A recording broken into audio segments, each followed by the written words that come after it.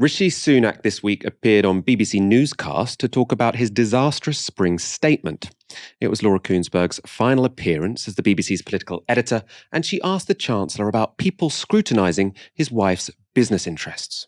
Yeah, someone said, Joe Root, Will Smith and me, not the best of weekends for any of us. But I think on reflection, both Will Smith and me having our wives attacked, but at least I didn't get up and slap anybody, which is good. Did you feel like it?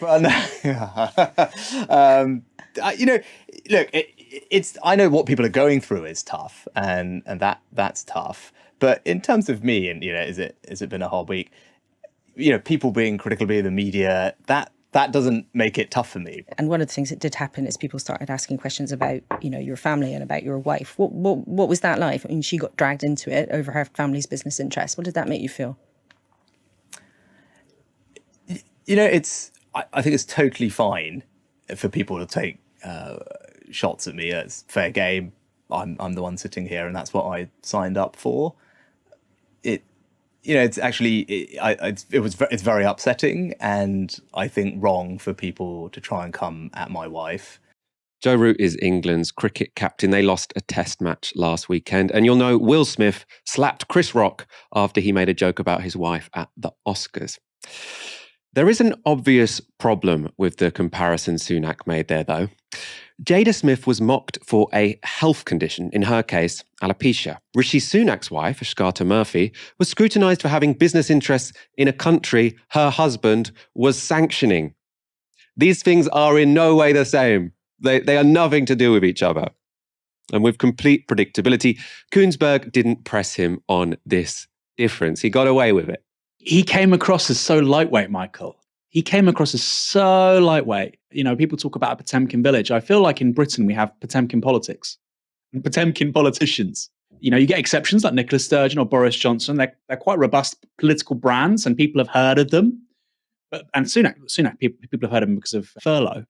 But he does seem like a Potemkin politician. Now, what is that? What does it mean? Well, the Hollywood westerns, where all the facades of the buildings were just cardboard and there was nothing behind them.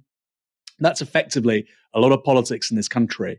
And looking at that interview, I feel that's the case with Rishi Sunak. I don't think he's got it in him to be a prime minister. I just don't.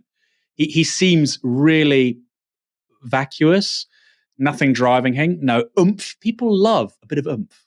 That's what people loved about Thatcher. That's what people loved about Blair. They love a bit of oomph. Well, they liked about Corbyn in 2017.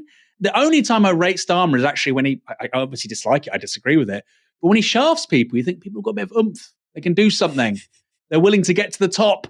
Sunak just seems like a bit of a wet tea towel. There's nothing to him. And I thought if you're going to do the whole thing of don't bring my wife into it, at least lean into it a bit, Like if this was a woman, they wouldn't bring in her husband, and people would call that sexist. Why is it any different when they do that? Play the whole identity politics thing. The Tory base will love it. But he was just so half-assed in doing it.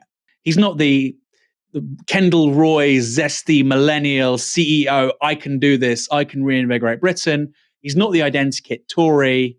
He's not a particularly interesting character. I don't quite know what his political brand is, Michael. I think, when Rebecca Long-Bailey got the best of him in a climate debate ahead of the 2019 general election, I think more people should have paid attention to that, because it showed how on top of things Rebecca Long-Bailey is and how actually weak Rishi Sunak is. And people mock the capacity of the Labour Party to produce technocrats who are economically literate. Well, Rebecca Long-Bailey looked a lot more serious than Rishi Sunak that night. And I think that's probably because she is.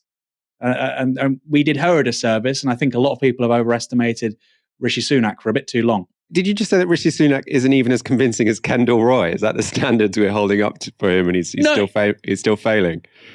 No, but he's going for that. Okay, so look, if he's going for that Kendall, everybody knows that the only capable millennial in Succession, which everybody should watch, is Stewie Hosseini, played by Ariane Moayed. Everybody, he's like the only capable millennial. He's the only one that will say to Brian Cox, Logan Roy, shut up, right? Kendall Roy is a bit of a wimp. He's a bit of a loser, but he does this kind of like, I'm young, 45-year-old guy, with a vision to, take this company into the 21st century. I feel like Rishi Sunak is trying to kind of channel those vibes, but he can't even do that. He's like an unconvincing Kendall Roy. So yeah, we'll see. What this country needs, Michael, is Stewie Hosseini We're not even getting Kendall Roy. We're in big trouble. It's like Kendall Roy with sort of a bit more self-doubt, like he won't even follow through on what he's pretending to be. Even if you don't like a politician, I think going after their partner on some sort of personal ground, are they having an affair? Who did they used to go out with? Do they have a problem with substances? These are all things where you can legitimately say, that's pretty personal and maybe you should back off. If they have investments in a country which you are sanctioning and which you have called for all businesses to divest from, and they're profiting from that does not fall in that category. Business interests are not the same as personal affairs, which there are arguments should be kept out of politics. But your investments definitely matter. And this is a household. Her income is, by most common understandings, also Rishi Sunak's income. Her interests are his interests. So if she's invested in Russia, then he should have to answer for that, no? There has been an update to this story. Ashkata Murphy, the business that she was invested in, Infosys, has now decided to close its Russian branch. So it seems as if scrutinizing people potentially does work, which I suppose Rishi Sunak could have said. Rishi Sunak could have said, we live in a democracy. It's not comfortable for me. I'd prefer it if people didn't talk about my wife's interests, but credit where it's due. People made a fuss, and now Infosys, a multi-billion-dollar company, have divested from Russia. Exactly what I was asking businesses to do. That should have been his response. I suppose he would only come out with that if he thought that Laura Kuenssberg was going to be remotely tough with him, and he was just like, I can say whatever I want, and she's going to laugh. It's her last day anyway. She's the worst journalist in Britain, Michael. Laura Kuenssberg is, why bother? Like, why bother? We might as well just get a monologue from Rishi. We might as well just see Rishi go on the Peloton and just sort of chat nonsense for 20 minutes.